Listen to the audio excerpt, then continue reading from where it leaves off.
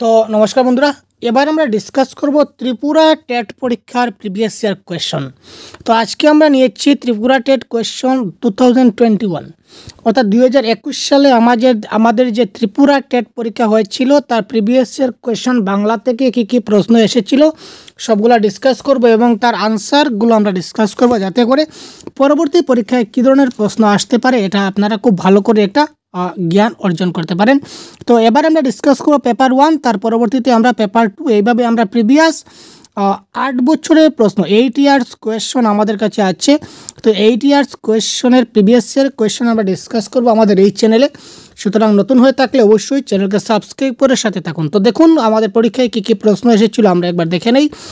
তো প্রথমত একটা পদ্যাংশ ছিল, পদ্যাংশ থেকে বলেছি যে 1 থেকে 6 নম্বর প্রশ্নের পর্যন্ত আমাদের পদ্যাংশতে করতে হবে। তো জ্বলিচ্ছে এটা ক্রিয়াপদ, জ্বলা মানে হচ্ছে একটা কাজ, জ্বলা মানে একটা কাজ।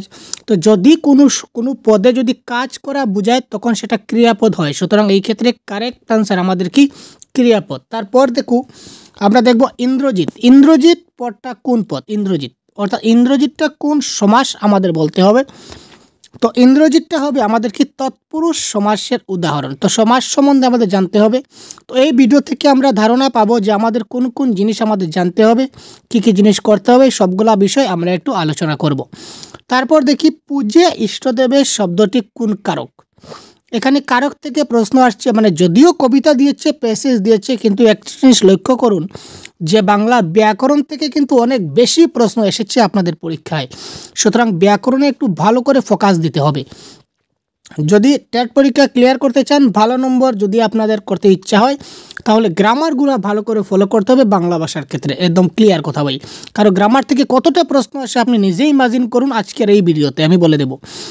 তো পূজ্যে ইষ্টদেবের শব্দটি কোন কারক, এটা কারেক্ট আনসার হবে কর্মকারক ইজ দ্য রাইট আনসার। কাকে পূজা করা হয়, ইষ্টদেবকে পূজা করানো হয়। তো কাকে দিয়ে প্রশ্ন করলে যে উত্তর পাই তাকে বলা হয় কর্মকারক। তো প্রত্যেকটা টপিকের উপরে ক্লাস আমাদের চ্যানেলে দেওয়া আছে, আপনারা অবশ্যই গিয়ে ভিজিট করে প্রত্যেকটা টপিক ওয়াইজ ক্লাস আপনারা দেখে নিন। সন্ধি বিচ্ছেদের শর্ট ট্রিক্স আমরা দিয়ে দিয়েছি আমাদের চ্যানেলে, আপনারা গিয়ে দেখতে পারেন।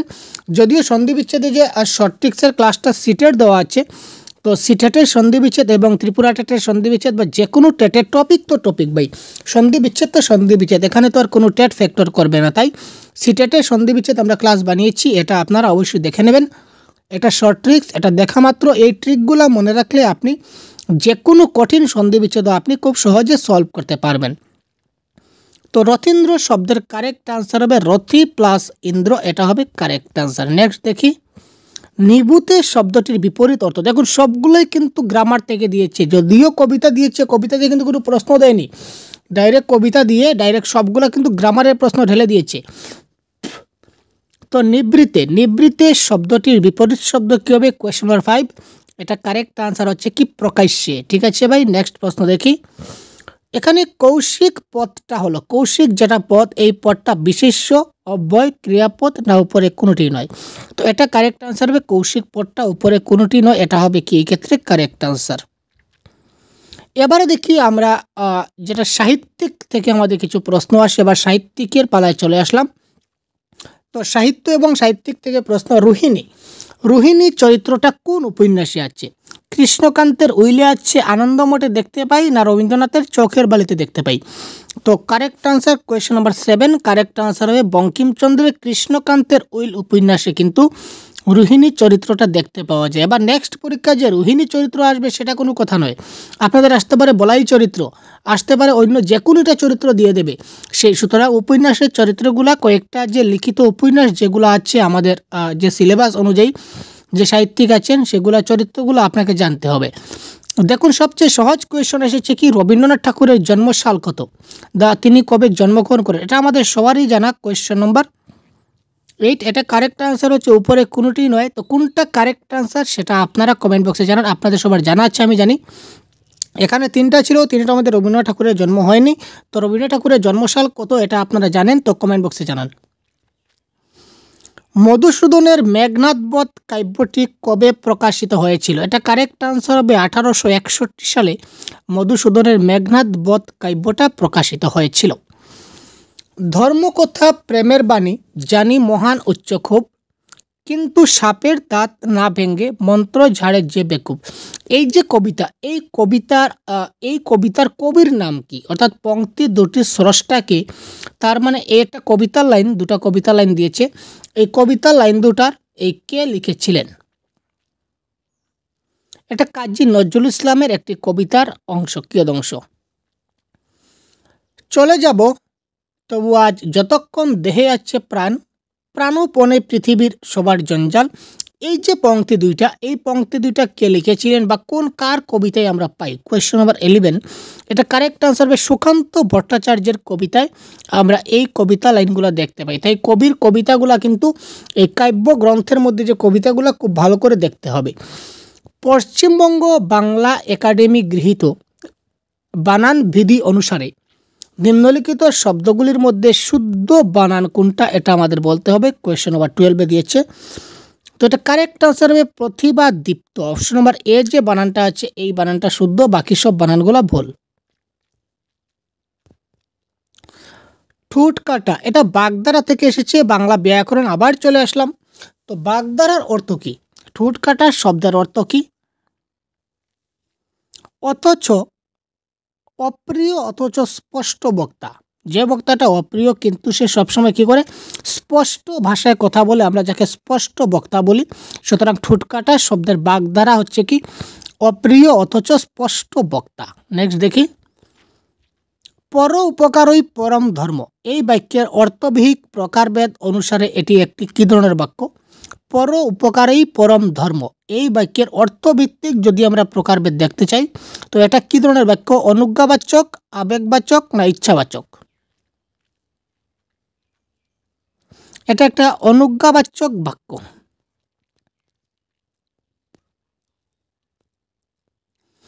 বিলাতি থেকে বিলিতি হয়েছে, এটা স্বরসঙ্গতির উদাহরণ না স্বরাগমের উদাহরণ না বিপর্যয়ের উদাহরণ? এই প্রত্যেকটা টপিক থেকে আপনাদের কিন্তু ক্লাস হবে। অনেকগুলো টপিকের ক্লাস দেওয়া আছে, তো কোন কোন টপিকের ক্লাস আপনারা পাননি সেটা কমেন্ট বক্সে মেনশন করুন। আমরা পরবর্তী সময়ে যে টপিকটা বলবেন এই টপিকের ক্লাস আমরা প্রোভাইড করে দিব। বাংলা ব্যাকরণ বলুন, প্যাডাগজি বলুন বা প্যাসেজ বলুন। তো এখানে ত্রিপুরা টেটে জেনারেলি মাত্র 4 থেকে 5 নম্বর আমাদের প্যাডাগজি থেকে আসে, বাকি ম্যাক্সিমাম নম্বর কিন্তু আমাদের এই গ্রামার থেকে আসে। এবং বাকি যে 5-6 নম্বর, সেই 5-6 নাম্বার এখানে দেখুন টোটাল আমরা এভারেজ যদি ধরি 5 আর এভারেজ আরও 5 ধরি আমরা সাহিত্যিক, তাহলে 10 আর টোটাল 20 নম্বর কিন্তু আমরা গ্রামার ফ্যাক্টর করছি। তাই বাংলা ব্যাকরণ খুব ভালো করে আপনাদের জানতে হবে। তো এই ক্ষেত্রে কোয়েশ্চেন নাম্বার 15 কারেক্ট আনসার হবে এটা হচ্ছে স্বরসঙ্গতির উদাহরণ। কি করে হলো স্বরসঙ্গতি, স্বরাগম, বিপর্যয়? জানা না থাকলে কমেন্ট করুন, আমরা পরবর্তী সময় ক্লাস কন্ডাক্ট করে দেব। বর্ধমান শব্দটির বিপরীতার্থক শব্দ কি? বর্ধমান শব্দের বিপরীত শব্দ হচ্ছে ক্ষীয়মান। এটা হবে এই প্রশ্নের কারেক্ট আনসার। একজন শিক্ষার্থীর ব্যক্তিগত উচ্চারণ ও বাচনভঙ্গির ত্রুটি বিচ্যুতি ধরা পড়ে কোথায়? একজন শিক্ষার্থী সে যদি উচ্চারণ করতে পারে না বা তার যদি বাচনভঙ্গিতে ভুল থাকে, বাচনভঙ্গি মানে কি? কথা বলতে যদি ভুল করে, তাহলে ভুলটা আমরা কখন আমরা বুঝবো?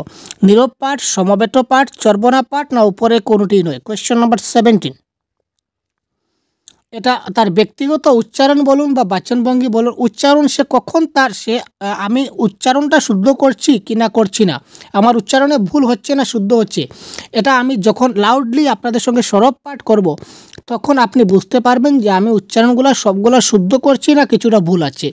আর আমি যদি নীরব পাঠ করি, মনে মনে পড়ি, সবাই মিলে একসঙ্গে পাঠ করি, তাহলে কে শুদ্ধ বলছে কে ভুল বলছে সেটা বোঝা যাবে না, চর্বনা পাঠেও বোঝা যায় না। সুতরাং কারেক্ট আনসার উপরে কোনোটি নয়, এখানে শুদ্ধ আনসার হবে কি? সরব পাঠ।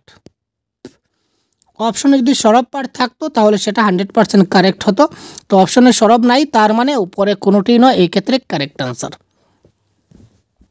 মাতৃভাষার প্রতি শিক্ষার্থীর আগ্রহ সৃষ্টিতে সর্বাধিক গুরুত্বপূর্ণ ভূমিকা কার থাকে? মাতৃভাষার প্রতি শিক্ষার্থীর আগ্রহ সৃষ্টি করতে সর্বাধিক ভূমিকা বিভিন্ন ভাষার পাঠ্যগ্রন্থ না উপযুক্ত দৃশ্য শ্রাব্য নির্ভর উপাদান, শিক্ষকের বাচনভঙ্গি না কোনোটি নয়? কোয়েশ্চন নাম্বার 18 কারেক্ট আনসার কি হতে পারে? মাতৃভাষার প্রতি শিক্ষার্থীর যে আগ্রহ সৃষ্টি, মাতৃভাষার প্রতি শিক্ষার্থীর আগ্রহ সৃষ্টি করতে আমরা দৃশ্য শ্রাব্য নির্ভর উপাদান ব্যবহার করতে পারি, অর্থাৎ টিএলএম দিয়ে আমরা যে কোনো বিষয় যদি আমরা পড়াই তাহলে শিক্ষার্থীরা খুব ভালো করে জিনিসটা বুঝতে পারে। শিক্ষার্থীরা ইয়েস। শরৎচন্দ্র তার বেস্ট বই বলে কোন বইকে মনে করতেন? চরিত্রহীন, শ্রীকান্ত, গৃহদাহ। কোন উপন্যাসকে তিনি ওনার বেস্ট বই বা খুব ভালো বা শ্রেষ্ঠ বই বলে তিনি মনে করতেন? শরৎচন্দ্র চট্টোপাধ্যায়। তো এটা গৃহদাহ উপন্যাসকে শরৎচন্দ্র তার খুব ভালো বই বলে মনে করতেন। বেনু ও বীণা এই কাব্যটির রচয়িতা কে?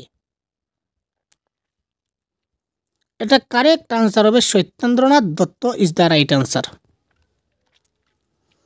মাইকেল মধুসূদনের যে কৃষ্ণকুমারী নাটক আমরা পড়েছিলাম, কৃষ্ণকুমারী নাটক, এই নাটকটা একটা ঐতিহাসিক ট্র্যাজেডি নাটক নাকি সামাজিক নাটক নাকি রূপক নাটক, না কোনটি হবে এই ক্ষেত্রে কারেক্ট আনসার বলুন তো দেখি।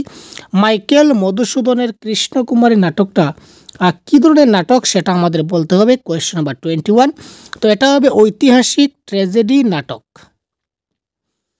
বিদ্রোহ উপন্যাসটির রচয়িতা হলেন, বিদ্রোহ উপন্যাসটির রচয়িতা কে? Question number 22। এটা কারেক্ট আনসার হবে স্বর্ণকুমারী দেবী ইজ দ্য রাইট আনসার। বিদ্রোহ উপন্যাসটির রচয়িতা হলেন স্বর্ণকুমারী দেবী। আলো ও ছায়া এই কাব্যগ্রন্থের রচয়িতা কে? আলো ছায়া।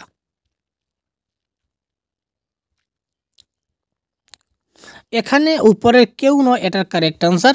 তো কারেক্ট আনসার কোনটা হবে এটা আপনারা বলুন কমেন্ট বক্সে, এবং কমেন্ট বক্সে আমি আপনাদের কারেক্ট আনসারটি জানিয়ে দেবো। কারণ আপনারা একটু চর্চা করুন, আপনারা যদি চর্চা করেন তাহলে আপনাদের মেন্টালিটি বাড়বে, থিঙ্কিং ক্যাপাসিটি বাড়বে, তখন আপনারাও নিজে থেকে খুঁজে খুঁজে কারেক্ট আনসারগুলো করার চেষ্টা করতে পারবেন।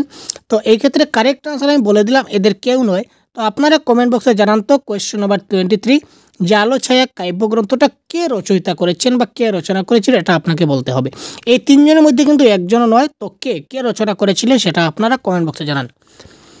দামিনী চরিত্রটা রয়েছে, দামিনী চরিত্রটা কোথায় রয়েছে? রবীন্দ্রনাথের চতুরঙ্গ, রবীন্দ্রনাথের গোরা, রবীন্দ্রনাথের ঘরে বাইরে। এখানে দেখুন আগে একটা চরিত্র দেখলাম, এবার আরেকটা চরিত্র দেখলাম। তাই আগে বলেছিলাম আপনাদের যে প্রত্যেকটা চরিত্র কোন উপন্যাসে রয়েছে, কোন কবিতায় রয়েছে, কোন কাব্যে রয়েছে সেগুলো আমাদের দেখতে হবে, এবং কবির কবিতার যে লাইনগুলো আমাদের দেখতে হবে। কোয়েশ্চন নাম্বার 24-এর কারেক্ট আনসার হবে রবীন্দ্রনাথের চতুরঙ্গ উপন্যাস হবে এই ক্ষেত্রে কারেক্ট আনসার।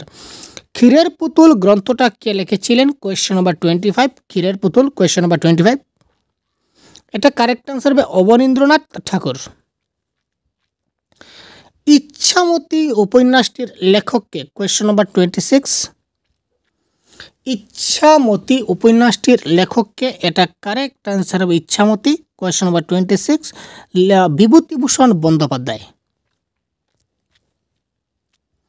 দ্বিজেন্দ্রলাল রায়ের পাষাণী গ্রন্থটি হলো, এখানে দেখুন সাহিত্যিক থেকে অনেক প্রশ্ন এসেছে এবং গ্রামার থেকে অনেক প্রশ্ন এসেছে, শুধু প্যাডাগজি থেকে মাত্র 5টা না 4টা প্রশ্ন আমরা দেখতে পেয়েছি। তো দ্বিজেন্দ্রলাল রায়ের পাষাণী গ্রন্থটা কি ধরনের গ্রন্থ?